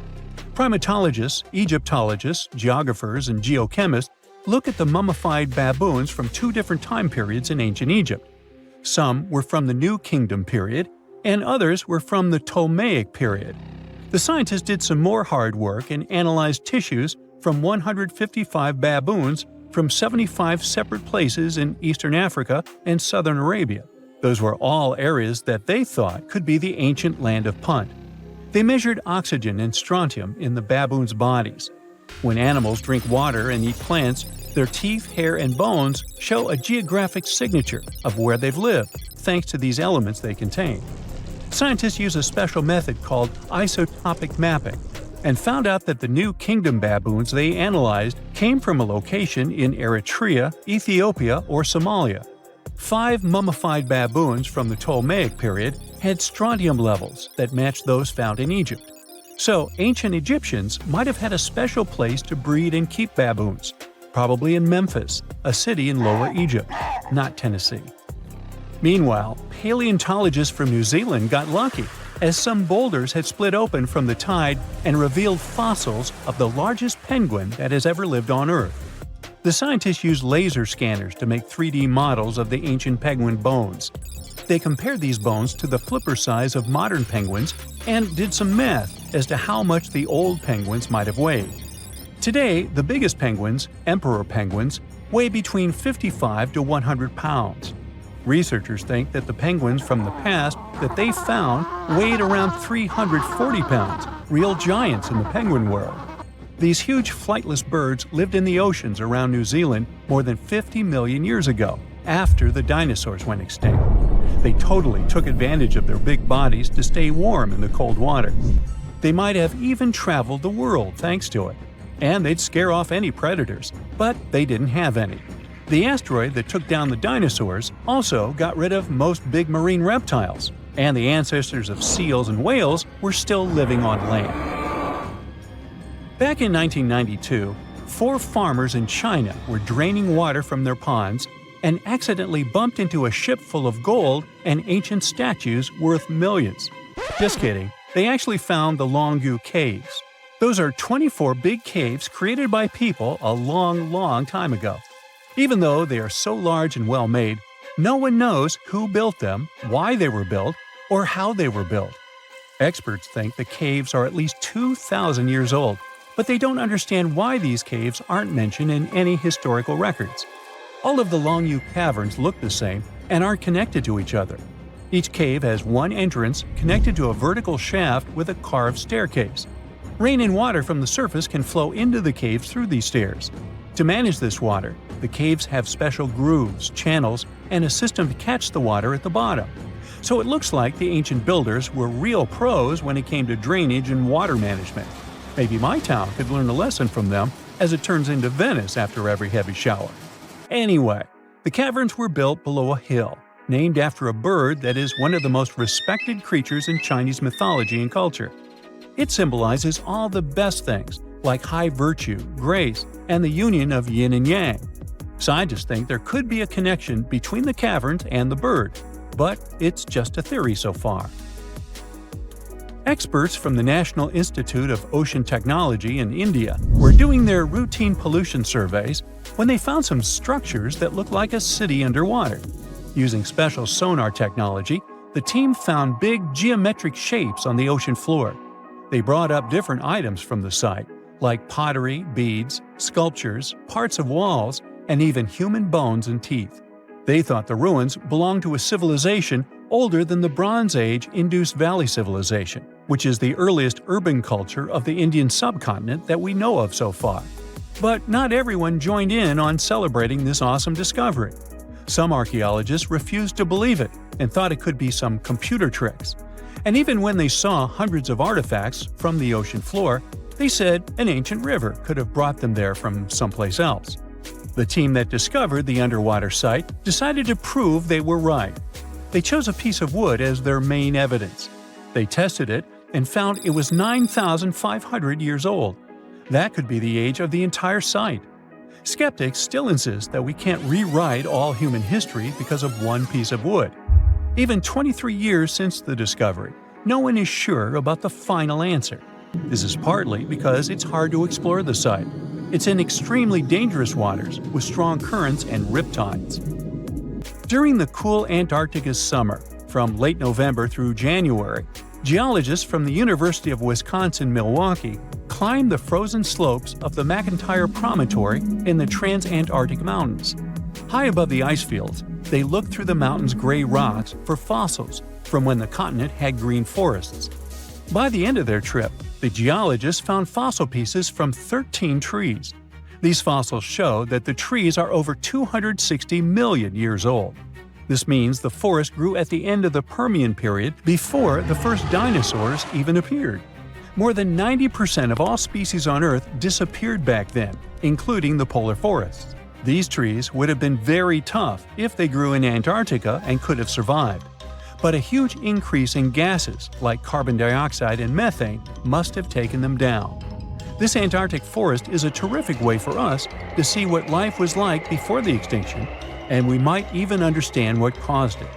It also shows us how plants were different back then from those we are used to now.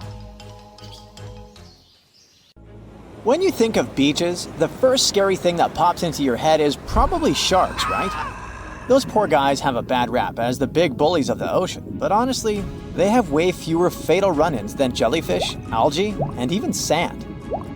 Every year, tons of people flock to the beach to soak up the sun and chill by the waves, but digging holes in the sand can actually be pretty risky. In February 2024, a tragic incident occurred when a 7-year-old girl got trapped after a roughly 5-foot deep hole she dug with her brother caved in on her. Despite efforts from bystanders to rescue her, help arrived too late. You might think digging in the sand is harmless, but deep holes can be a final exit trap. Sand is defined by its size, not by its material. Most beach sand is quartz, but tropical spots might have coral sand. The weight of the sand depends on what's mixed in. Pure quartz is pretty light, around 90 pounds per cubic foot dried out, while more mixed sands can get way heavier. When sand is wet, it holds its shape better, but when it dries out, it's a whole different story. If you dig a hole and then it dries, it's likely to collapse. The danger increases dramatically if someone is standing near the edge, adding weight and making it even more unstable. Once that sand starts falling in, it fills up all the air pockets, making it hard for anyone trapped inside to breathe. Rescuing a person from a sand collapse is tough. Sand is heavy and keeps collapsing, so rescuers need to move fast. Ideally, they've got about 3 to 5 minutes before the trapped person suffocates. If you ever get in such a situation, the advice is to expose the person's mouth so they can breathe while someone else digs them out. If you're heading to the beach, be smart about holes. The best rule is to never dig a hole deeper than the knees of the shortest person in your group. Also, it's a good idea to fill any holes after you're done playing. It's all too easy for someone to stumble into a forgotten pit, and even a shallow hole can cause injuries. From 1997 to 2007, those sand holes took 31 lives in the US, and that's just within 10 years. Remember I told you sharks are responsible for fewer lives? From 1997 to this day, in 27 years, 29 people in the US have met their early demise because of sharks. Hitting the beach only to find a bunch of algae? Total buzzkill! But while some algae are totally fine, even to munch on, others can bring serious health risks, even if you're just hanging next to them. Algal blooms, or red tides, happen when algae go on a wild growth spree. These blooms can release nasty toxins that are bad news for humans, fish, shellfish, and even birds. One of the most well-known algal blooms rolls around almost every summer on Florida's Gulf Coast, leading to shellfish that are no longer safe to munch on. Even the ones that aren't toxic can throw a wrench in the ecosystem. When all that algae eventually withers and breaks down, it uses up the oxygen in the water, leaving marine life gasping for air. Folks definitely need to steer clear of eating shellfish from areas hit by these toxic algal blooms. Back in 1990, 6 fishermen almost met a tragic end after scarfing down some steamed mussels they'd gathered near Cape Cod, Massachusetts. Swimming in those waters doesn't always pose a serious health risk, but it's still not recommended. Some people might experience skin irritation or itchy eyes. Also, make sure to steer clear of swimming near dead fish, since that's where harmful bacteria can hang out. If you start to feel weird after getting in the water, it's best to get out and rinse off with fresh water right away. You know, it's not always some specific thing that makes certain beaches risky. Sometimes, beaches themselves are just full of surprises.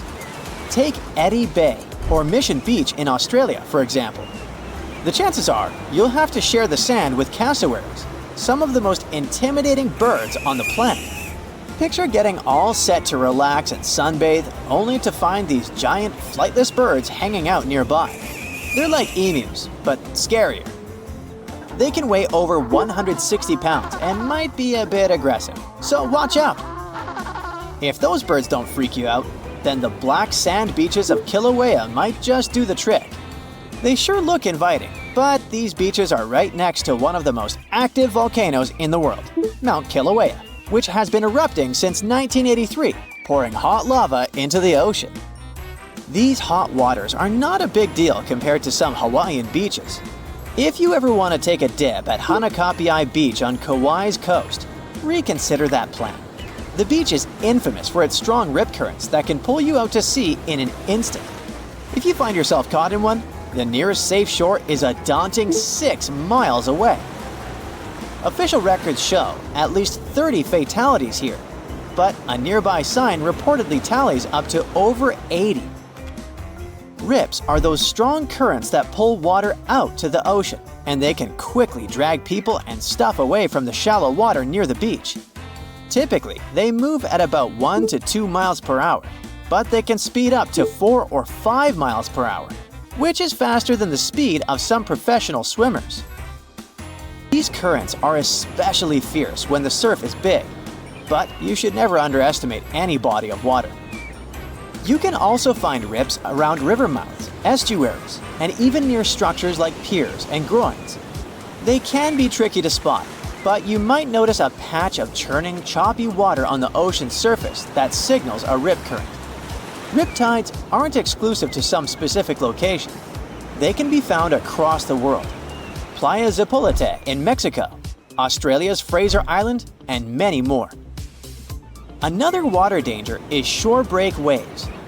Those are fierce waves that crash straight onto the beach, often right on the sand. Imagine the force of a car slamming down on your body. That's kind of what getting caught in a shore break feels like. Such waves can cause some gnarly injuries, particularly to your neck and spine, even if they don't look super huge. Hawaii is notorious for its intense shore breaks, especially spots like Keiki Beach, where surfers throw caution to the wind for a thrill. So, if you're hitting a Hawaiian beach, keep an eye on those insider waves and always look out for lifeguards. Getting stung by jellyfish is something that happens a lot to folks who are swimming, wading, or diving in the ocean. Those long tentacles can deliver venom through thousands of tiny, sharp stingers. However, to us humans, this venom doesn't do much. Yeah, it's very unpleasant. It gives us burning sensations and probably some skin redness. But that's mostly it. You won't even spot the stung area in a couple of days. Most jellyfish stings will heal up on their own in a few days or weeks with some at-home care, even though sometimes they can lead to something more dangerous with way more severe symptoms. However, if you're hanging out in the coastal waters of northern Australia and the Indo-Pacific region, and you get stung by a jellyfish, you're in for a lot of trouble, my friends. See, it's the area where box jellyfish live, and these jellies are no joke. Some people rightfully call them sea wasps or even marine stingers. They're probably the most hazardous and toxic jellyfish out there. Their sting is incredibly excruciating, so much so that some folks have experienced cardiac arrest before they even made it to the shore. Rumor has it, those jellies are responsible for taking nearly 80 lives in Australia since records started. So how do you tell who's who? Unlike regular jellies, box jellyfish got this pale blue see-through vibe. Also, they got their name because their bell-shaped body looks like a cube. There's a mysterious island that appears and disappears like magic. Just like Schrödinger's cat, this Schrödinger's island exists and doesn't exist at the same time. Officially, it's called Sandy Island, and it once appeared in maps, but it was never there in real life. Australian scientists decided to solve the mystery once and for all by embarking on an adventure to find this elusive archipelago. But when they reached the coordinates, all they found was endless blue waves. It's like the island was playing a game of hide-and-seek with them. This story goes back to 1876. A whaling ship was crossing the area and reported an island. Whoever saw it said it was over 15 miles long north to south and around 3 miles wide, about the size of Manhattan, so not so tiny at all. But every time researchers went to visit the area, they found nothing. So in 1974, an official mission from New Caledonia declared that Sandy Island was simply not a thing and excluded it from all maps. People went on with their lives until they noticed that the island was appearing on Google Earth as a black blob. In 2012, another Australian expedition went out to check out the area to get some explanations. They had to write a eulogy for the long-lost island and explain what could have created this mess. For starters, mapping technology wasn't at its peak back in the 1900s. It was easy to get the coordinates wrong. Then there was the fact that the area is big on volcanic activities. It's likely that volcanic lava cooled down and created a raft of some kind. Let's say that the whaling ship went by, saw the volcanic raft, and thought it was land from a distance. But hey, it's just a guess. Humans have ventured far and wide across the globe, and it may have seemed at some point that we discovered each and every nook of our planet. But when Mount Lico popped up on Google Earth, scientists were overcome with excitement. This hidden gem in northern Mozambique is no ordinary rainforest. It's nestled inside a volcano. Determined to confirm the existence of this mysterious forest, experts assembled a team of top-notch scientists and specialists from around the world. The journey to Mount Lico was no walk in the park, with a daunting vertical rock climb standing between them and the forest. But after 6 years of planning and preparation, they were ready for the challenge. Once they got there, They saw it was even better than they imagined. The place was like a perfectly tended garden. The forest sounded unique and different from other rainforests. There were some insanely huge caterpillars that looked dangerous. And they even found ancient pots and evidence of an untouched human ecosystem. Ooh. Terra incognita means unknown land. And one of the largest unknown territories being uncovered today is the land beneath Antarctica's ice sheets.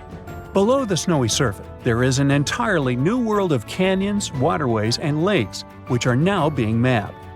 One can't help but wonder, is there really liquid water below Antarctica's frozen surface? Yep. Water can exist without freezing due to pressure. The liquid water is the result of Earth's warm interior, and that's how we get things such as Lake Vostok. Now, you can't see it, but Lake Vostok is right here. Located in East Antarctica, it lies beneath 2.5 miles of thick ice. This huge lake is about 4,800 square miles. Humans could only discover it with the help of some top-notch technologies like seismic soundings and ice-penetrating radars. According to these scientists, it's likely that the lake has been there for up to 15 million years. Bhutan is on the map for, among other things, being the happiest country in all of Asia. But it kept a hidden gem for all these years, one of the world's tallest unclimbed mountains, Kunkar Pansum. Bhutan is enmeshed in the glorious Himalayan mountains. That's why the climbing community was beyond excited when they discovered an untouched mountain. Imagine being the first person to climb an unexplored peak. That would probably guarantee you a spot in the Guinness World Records for sure. The mountain has been untouched because of a Bhutanese law. For locals, the mountain peak is a sacred site, shrouded in mystery and legends. One of their beliefs is that the sacredness of climbing a mountain lies not in reaching its peak, but in truly communing with the mountain and enjoying the process. We got to admit, that is a bit of a newsflash for Westerners. If you're ever in the state of New York, make sure you check out the Aglo General Store. You'll have to drive somewhere around the Catskills to find a beautiful, grand, big nothing. Aglo is one of America's most famous paper towns, aka a fake town. But this case is different from Sandy Island. Aglo Town never existed, and it wasn't a mistake. You see, there's an old copyright practice amongst map makers. They add in paper towns so they can know when someone is simply copy-pasting their work. What they didn't expect is that this would get completely out of hand. Some say that one day a guy picked up a map at a gas station that had Aglo Town marked in it. The person decided to open a store over there and named it Aglo General Store. Some say the guy who opened this store faced a lawsuit from the map makers. Anyways, it only lasted enough years to become a national joke. Americans drove from all over the U.S. to get a picture of the town's fake welcome sign. And then we've got Bermeja Island, located in the Gulf of Mexico. This funky island appeared on many maps of the 16th and 17th centuries. It was probably drawn by Spanish explorers. Sure, the exact location varied from map to map, and its name sometimes appeared as Bermeja, but its existence was certain enough. The Bermeja Island was last seen in a 1921 Mexican map, and then, poof, it dropped out of the horizon altogether. People started talking and wondering, did the island sink? Was it destroyed? In 2009, 3 official investigations happened to search for the island. They used high-tech technologies to scour the Mexican seabed, but Bermeja was nowhere. Researchers had multiple guesses on what it could be. Let's delve on one of these ideas. The idea was probably made up by old-day explorers to mislead their enemies in search of land and gold. Well, that seems plausible. Now, let's take a look at Rio de Janeiro. Once, the city was filled with informal territories. These places are known as slums or favelas. They're like mini-cities inside the big city. Some favelas are known to be underprivileged territories, where dwellers don't get the same urban perks as other citizens, such as the sewage system and garbage pickups. These slums grew so quickly that the government didn't have time to keep track of their developments. So today, it's usually the dwellers themselves that name the streets and make do with whatever they have at their disposal. One of the biggest slums in Brazil is located in Rio de Janeiro, the so-called Hacienda, and it was only recognized as a neighborhood by the local government in the 1990s. Our own ocean floor is less mapped than Venus, Mars, and the Moon. In fact, 95% of our oceans are unexplored. Strange, right? We do have the available technology, which is mainly sonar soundings, sending wave sounds to the ocean bed and registering what they hear back. One of the main advantages of mapping the seabed more thoroughly would be to get more insight to marine hazards such as earthquakes, tsunamis, and volcanic eruptions. Plus, there are so many unidentified marine life. This could give us a great insight into preservation and discovering the true dynamics of our marine ecosystems. Hey now, get ready to dive into the Sea of Mysteries, also known as the Black Sea. It is the largest inland body of water in the world, bigger than the entire state of California. It has dozens of lost ships and some secret underwater tunnels. And some people believe it's an ancient quarry that was mined out in 6 stages. The Black Sea has distinct vertical layers that don't mix, with higher and lower salinity. The salty water comes from the Mediterranean, and fresh water comes from rivers. 10 of the largest rivers in Europe flow into the Black Sea. It receives more fresh water from the rivers and rainfall than it loses from evaporation. The extra water flows through the Bosphorus into the Marmara Sea. There are 2 flows going through the straits. The upper flow leaves the Black Sea and takes surface water out of it. The bottom flow carries salt water from the Mediterranean to the Black Sea. That's why the upper layers of the Black Sea are less dense than its saltier lower layers. The oxygen that comes from the atmosphere and photosynthesis stays in the surface layers. Everything deeper than about 300 feet in the middle and up to 500 feet near the edge is not fit for life. Only certain bacteria can survive in these conditions. Although there's no air deep down in the Black Sea, the upper layer is home to around 750 species of phytoplankton. Eggs and larvae of fish and invertebrates chill in coastal regions. There are also 180 fish species in the Black Sea, and some of them are valuable, such as horse mackerel, spiny dogfish, and sprat.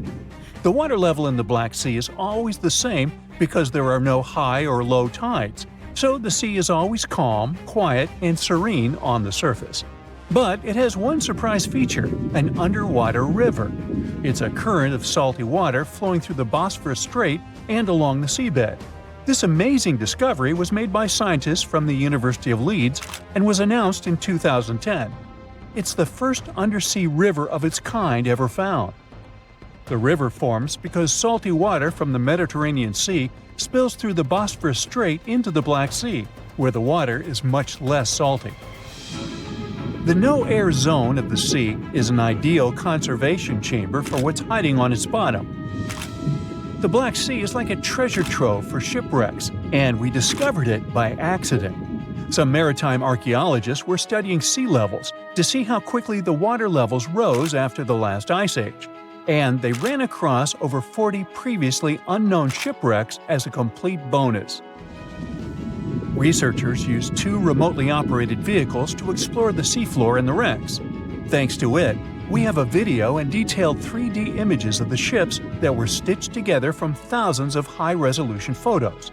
According to the New York Times, some of the standout discoveries among the 44 ships found include a medieval training vessel from the 13th or 14th century. Expedition members nicknamed another ship from the Ottoman Empire the Flower of the Black Sea for its beautiful petal carvings. The team also noticed unusual details on other ships, like coiled ropes, chisel marks, rudders, and other carvings. So far, they haven't announced any plans to excavate the shipwrecks, but the ships might be filled with historical treasures like books, parchments, and documents. It's worth a try to rescue them. The most extraordinary discovery in the Black Sea is what archaeologists believe to be the world's oldest intact shipwreck. It has been lying undisturbed for over 2,400 years. This ancient Greek vessel, 75 feet long, was found with its mast, rudders, and rowing benches all still in place, over a mile beneath the surface. Researchers believe the ship was a trading vessel, like those depicted on ancient Greek pottery, such as the Siren vase in the British Museum. This vase, or vase, dating from the same period, shows a vessel carrying Odysseus past the Sirens. The team took a small piece for carbon dating, and the results confirmed it as the oldest intact shipwreck known to humankind. The fact that it's so elaborate and well preserved deserves a standing ovation for shipbuilders of the ancient world. Without microbes, worms, or other creatures to eat away the wrecks, it's no wonder the ships are in almost perfect condition. If the Titanic had sunk in these waters, we would have found it in a much better state now, not being eaten by nasty underwater microorganisms. Now, there's an interesting theory called the Black Sea Deluge hypothesis, which suggests a huge flood happened around 7,500 years ago. Two geologists in the 1990s suggested that at the end of the last ice age, when the Earth's climate was heating up, ice sheets were melting and sea levels were rising. The Black Sea was a much smaller freshwater lake. It was separated from the Mediterranean Sea by a natural dam at the Bosphorus Strait. As global sea levels rose, the Mediterranean overflowed into the Black Sea basin. They suggest the sea level rose by 6 inches every day, flooded coastal settlements, and changed the environment for good. Samples from the Black Sea floor show a sudden shift from freshwater to marine species around that time, which means there was a rapid influx of salt water. Underwater surveys have also found what look like the old shorelines and human-made structures. So, people were living in areas now submerged by the Black Sea. Plus, the timing of this flood matches up with known patterns of human migration into Europe, Asia, and Africa. They also say this flood could be the terrible flood from the story of Noah's Ark. Critics of the deluge theory say the evidence isn't as straightforward as it seems. Some think the transition from freshwater to saltwater in the Black Sea was more gradual than one sudden flood. They're also debating if people left the settlements before they went underwater or as a result. An old chronicle that's been around for about a century says there were 2 underground tunnels starting in what is now Romania and Bulgaria and stretching all the way under the Black Sea to Turkey. Back in the day, peasants used these tunnels to move their flocks of sheep to the Ottoman Empire and countries on the Asia Minor Peninsula. Who built these tunnels and why they run under the sea is a complete mystery. At some point, the entrances to these tunnels were sealed off for national security and were under tight guard. The security forces knew all about these massive tunnels and kept them off limits. In the 1980s, a group of people working on the Danube-Black Sea Canal accidentally found another entrance to these mysterious tunnels. This one was in a cemetery in a town of Romania. Canal workers used it to regularly cross over into Bulgaria. One more cool thing about these 2 tunnels is that some people think they were built thousands of years ago. If you ever try to dig a tunnel under the sea, you'll know how tricky it is even now with all the tech we have. So if the tunnels are really that old, whoever built them was super advanced for their time. Now, there's an urban legend that says that the Black Sea has its own version of the Bermuda Triangle. Fishers describe some wild whirlpool that appears out of nowhere and drags entire flocks of birds, ships, and even small islands under the sea. And once, things got even wilder with a ship that vanished under weird conditions in 1944. It was during daylight, and some black fog with green flashing sparkles suddenly surrounded the vessel. No one has ever seen it since, and no one knows for sure if the story is true. But it sure adds a spooky touch to the mysteries of the Black Sea. Hey, if you think Stonehenge is one of the oldest stone monuments ever, well, let me introduce you to Göbekli Tepe. Buckle up, we gotta travel to Turkey to meet this really old guy. Yeah, he's too old to travel. Jokes aside, Göbekli Tepe, an archaeological site located in southeastern Turkey that dates back to the Neolithic period, around 10,000 BCE. It's considered to be one of the oldest and most significant archaeological discoveries in recent times. The site consists of a series of circular and rectangular structures made of stone pillars. Yeah, it does look like its younger brother Stonehenge.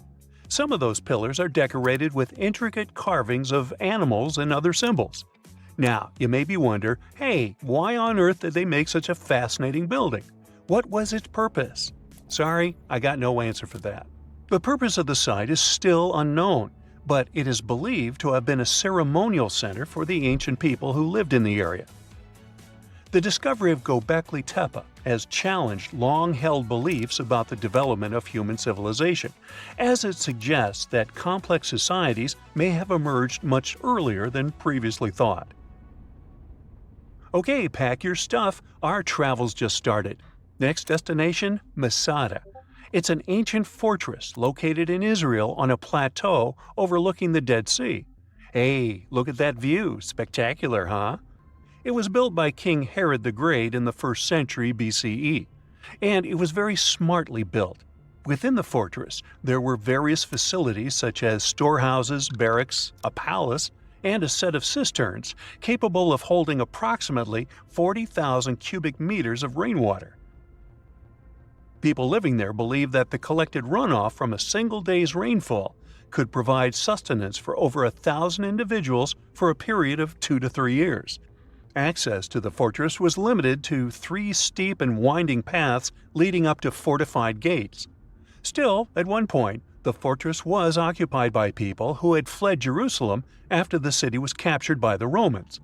They held out against the invaders for several months, but eventually they were defeated. But these guys didn't surrender. The story of Masada has become a symbol of resistance and bravery. Today, Masada is a popular tourist attraction and a UNESCO World Heritage Site.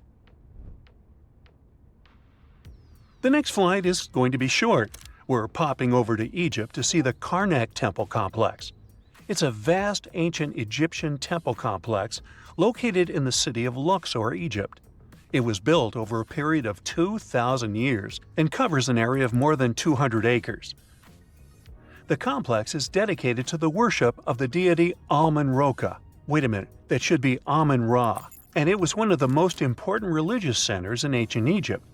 The Karnak Temple consists of several temples, chapels, and other buildings, including the Great Temple of Amun, the Temple of Khonsu, and the Temple of Ptah. Ptah!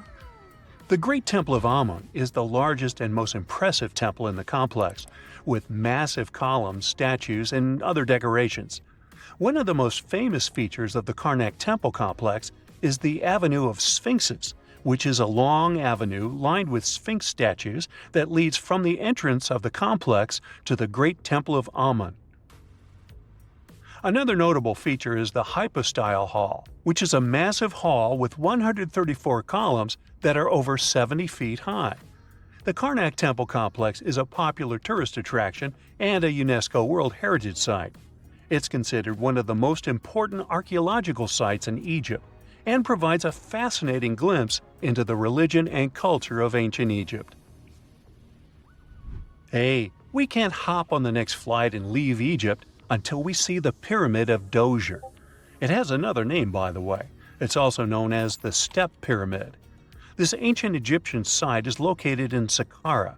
It was built during the 27th century BCE for the pharaoh Djoser by his architect Imhotep, who is considered one of the most important figures in Egyptian history. People believe this pyramid is the first monumental structure built entirely of stone and is an important example of early Egyptian architecture. The pyramid originally stood at 203 feet tall and was surrounded by a complex of buildings and courtyards. It was constructed in 6 layers, each smaller than the one below it, giving it the distinctive step-like appearance. The pyramid was used as a burial place for Pharaoh Djoser and was surrounded by a vast necropolis that contained the tombs of many other important officials. The Grateful Dead? The Pyramid of Djoser has several renovations and additions over the centuries, including the addition of a limestone casing that covered the original step structure.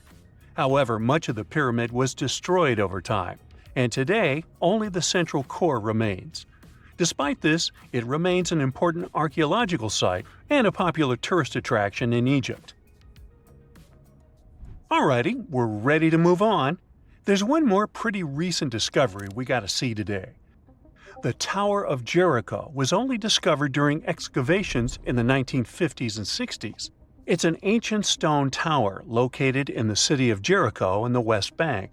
Just like Göbekli Tepe, this one is believed to be one of the oldest stone structures in the world, dating back to approximately 8000 BCE.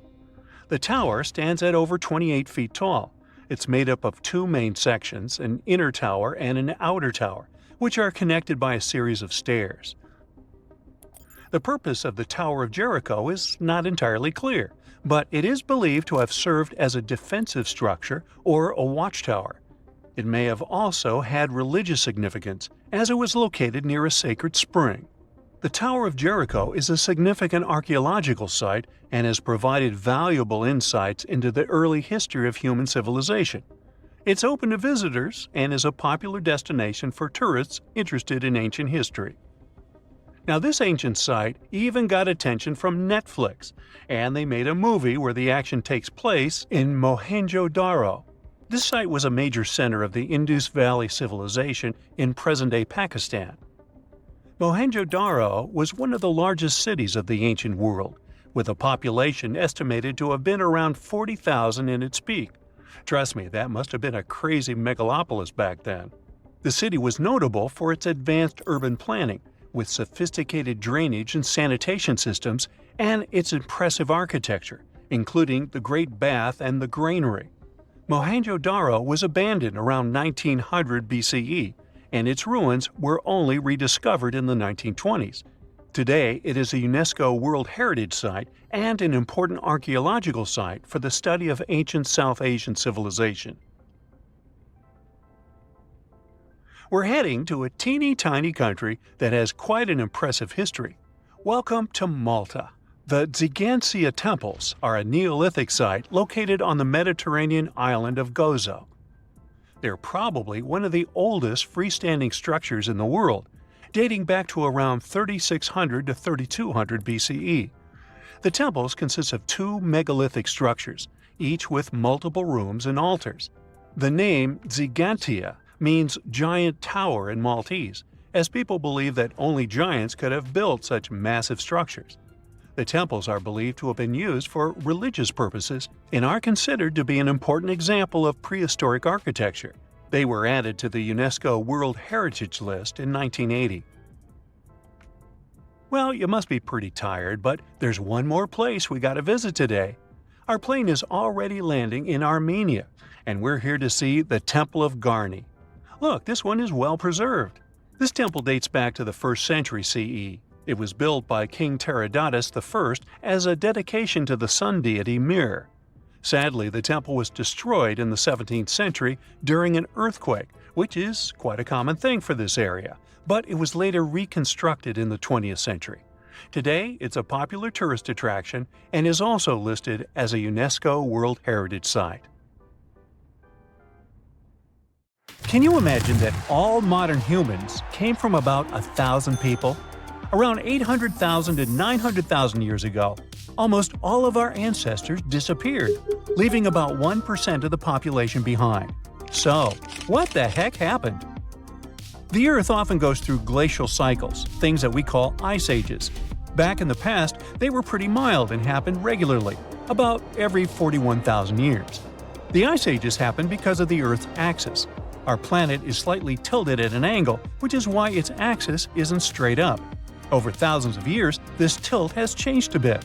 This teeny-tiny shift completely changes how much sunlight we receive, especially at the poles, and leads to incredibly strong cold or warm periods. About 2.6 million years ago, when early humans were settling in on Earth, the Pleistocene epoch started. That's the era we traditionally call the Ice Age, the one from the movies. Large ice sheets completely covered parts of North America, Europe, and Asia. It wasn't constant ice everywhere all the time. These glacial cycles came and went, and sometimes ice sheets melted for a while. But overall, things were still much snowier and colder compared to now. We can still see the evidence of this from back in the day. Those glaciers carved out valleys and left behind some awesome things like moraines and fjords. And since sea levels were super low, a huge part of the world was land. This allowed people and animals to travel between continents and spread everywhere.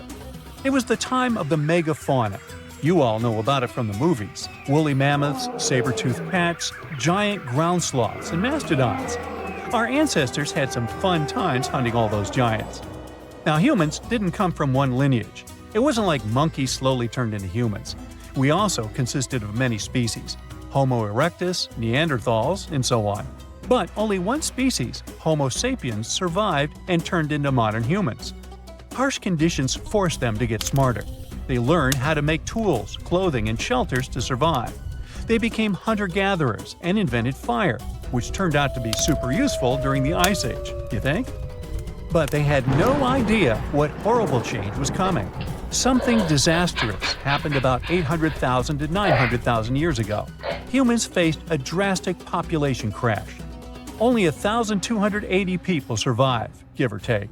Some 99% of early humans were wiped out, and this tiny 1% was lucky enough to become our ancestors. This almost extinction, unsurprisingly, was the climate's fault. It was the Middle Pleistocene transition. The Earth's orbit around the Sun changed its shape a bit. Carbon levels dropped. A lot of stuff was happening, and the Earth's climate was going wild, becoming incredibly cold and dry. The seas suddenly got chillier, and Africa and Eurasia experienced horrible droughts. Looking for food was almost impossible. Scientists learned this by taking the DNA of about 300,000 people from all around the world. They used a new method to help them map the history of human evolution over 1 million years and learn more about it. No wonder we can barely find any fossils from that time. There was almost no one around. What's interesting is that before that happened, most apes had 24 pairs of chromosomes. But because the population became so small, 2 sets got fused together, and we ended up with 23 pairs. This was the final straw that separated us from other apes. Chimpanzees, gorillas, and orangutans all have 24 pairs, but our fused one became known as the human chromosome. Like a ripple effect, this little thing influenced our brain side, helped us start walking on our toes, and even form language. It took humans about 100,000 years to recover from this catastrophe. Only after all that time, they started spreading around again. Isn't that insane how we managed to go from 1,000 to 8 billion people?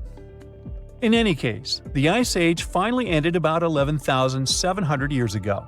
The warm period, called the Holocene, began. As things got warmer, human civilizations finally began to develop. 5,000 years ago, it was ancient Egypt, then the Indus Valley Civilization, ancient China, and others. And while we've been thriving for a while, there's one catch. The Middle Pleistocene transition changed the length and intensity of glacial cycles. Before the transition, sure, there was the Ice Age, but the cold was milder, and the glacial cycles were shorter. Things got covered in ice sheets about every 41,000 years. But after the transition, the glacial periods became longer and more severe. These cycles started following a new pattern. Although they happened every 100,000 years, they were super intense. Ice sheets grew large, even extending to the south. So from now on, ice ages that will continue to happen in the future will be a bit different. The next one should be at least 50,000 years from now, maybe longer. It's good for us because it'll occur later. But at the same time, the consequences will be stronger. What our ancestors went through is called a population bottleneck. That's what we call a sudden and huge reduction in the size of a population. Usually it happens because of things like earthquakes, floods or droughts, fires, and even human actions. Just a few people survive, and only they can pass their genes to future generations. And we've got plenty of such bottlenecks in history. Our modern species, Homo sapiens, originally lived in Africa. Around 60 to 80,000 years ago, a small group of them left Africa and spread across the world. It wasn't on a whim, though. They had to move somewhere because of the droughts and huge climate problems in Africa at that time. They had to go look for food and find new places to live. They traveled through the Middle East, moving into Europe and Asia, and eventually reaching Australasia and the Americas. They quickly settled across different continents and started mixing with local human-like species, like Denisovans and Neanderthals. But there was a problem. Originally, the African species were super genetically diverse, but since only a small part of them decided to move out, they carried just a bunch of these diverse genes with them. Unfortunately, this caused a bottleneck for everyone. Human-like species from other parts of the world became less genetically diverse. Since they had a smaller gene pool, they became more vulnerable to all the harmful stuff. The African population also had a drop in genetic diversity. But at least humans managed to survive. Although eventually, non-African populations really dropped, and there were no Neanderthals or Denisovans left, only us, Homo sapiens. That's why we can say that all modern humans came from Africa. Early humans sure had it rough. About 74,000 years ago, they went through yet another disaster, the Topa catastrophe. But keep in mind that all these things are just a hypothesis. It's not certain whether it actually happened. Now basically, scientists think that there might have been a supervolcanic eruption at Lake Toba in Sumatra, Indonesia. This volcano going crazy was an absolute catastrophe for Earth's climate and humans. The eruption was one of the most powerful volcanic events in the last 2 million years. It spewed out from 670 to 1,500 cubic miles of lava and volcanic stuff. Just so you know, there are about 3,100 cubic miles of water in our planet's entire atmosphere, and this eruption had almost half as much lava. This horrendous disaster led to the formation of Lake Toba, a massive caldera lake in Sumatra. It also spewed out tons of ash and sulfur dioxide into the atmosphere. This caused the so-called volcanic winter, which means that while it's not actually winter, the temperatures drop and the planet is freezing because all these ash clouds are blocking the sunlight from reaching the Earth. This event affected climate patterns for years to decades. This also most likely sped up the arrival of the next glacial cycle. Luckily, humans are crazy good at surviving. The global human population was reduced to a few thousand people yet again, and they still managed to overcome this.